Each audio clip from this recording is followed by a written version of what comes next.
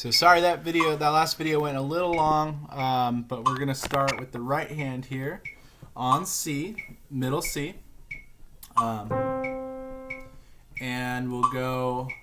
Maybe I don't need the metronome. I'm just gonna give you a little demonstration again so you can see it, and then I'll explain a little bit more afterwards.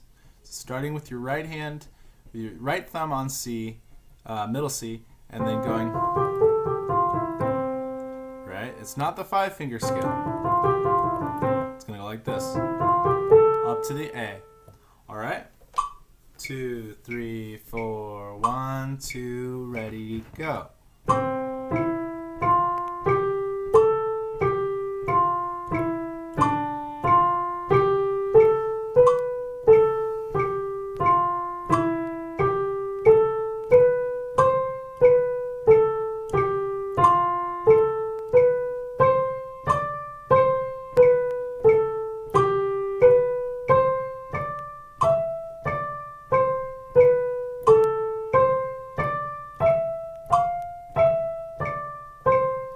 Now ready?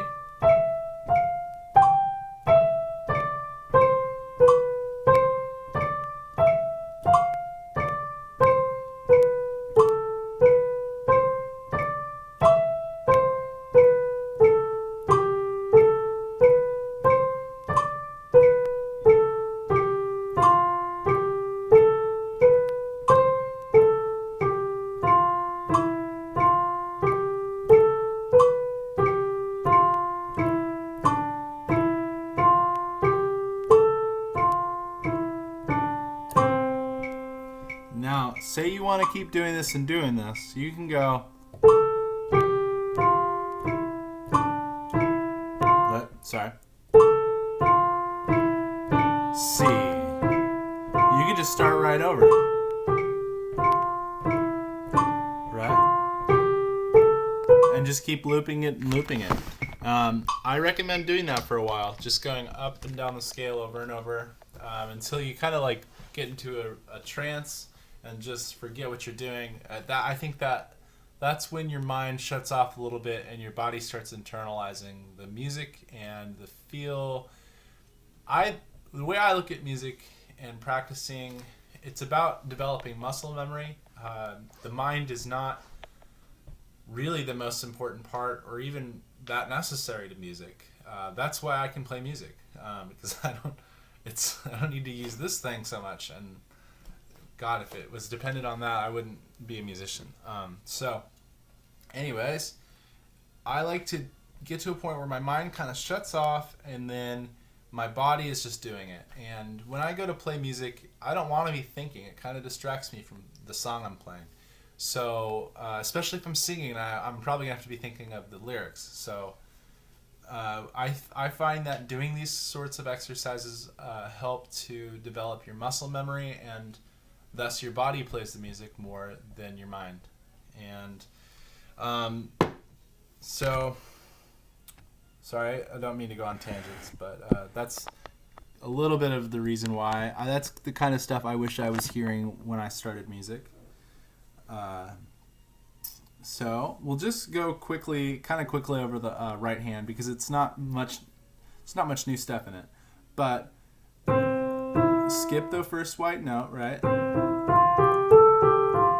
And then when you get to the index finger, move your thumb up, play that, skip a white note,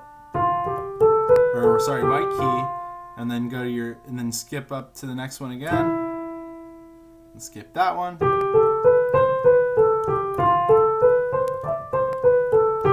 See, skip the A.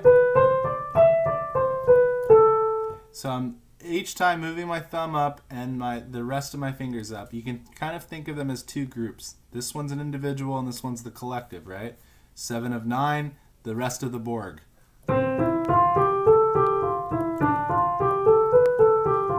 I guess that's not the best metaphor because they're working together pretty well. But yeah, whatever. I've been watching a lot of Star Trek. It's the end of the world. All right.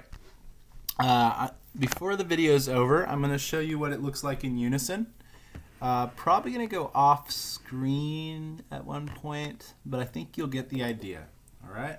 So 2, 3, 4, 1, 2, ready, go. And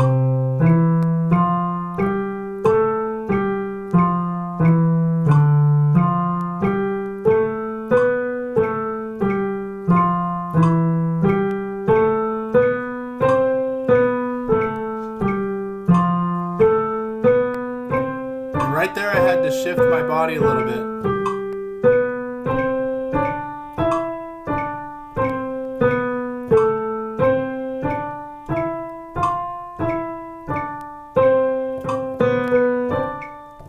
All right, here's a good moment to show you. I messed up. I'm just going to start over. 2, 3, 4.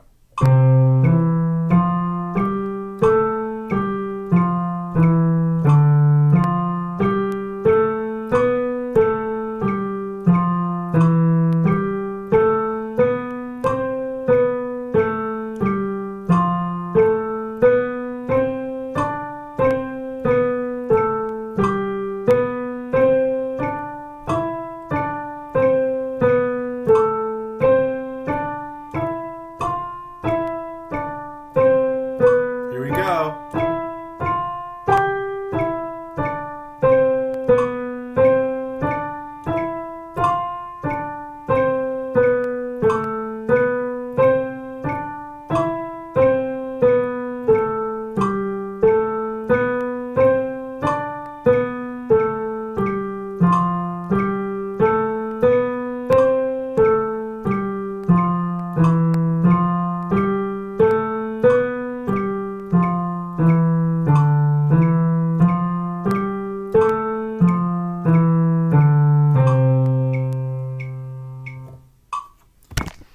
All right, and you'll notice when I messed up there, I started thinking about what I had just said. I started thinking about where I was going, and I lost it.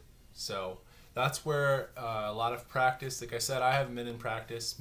I haven't played piano in like a month because I'm not really in a musical mood lately. But which this is good. It's getting me to do stuff on the piano, and it's reminding me that I need to get back to basics a little bit.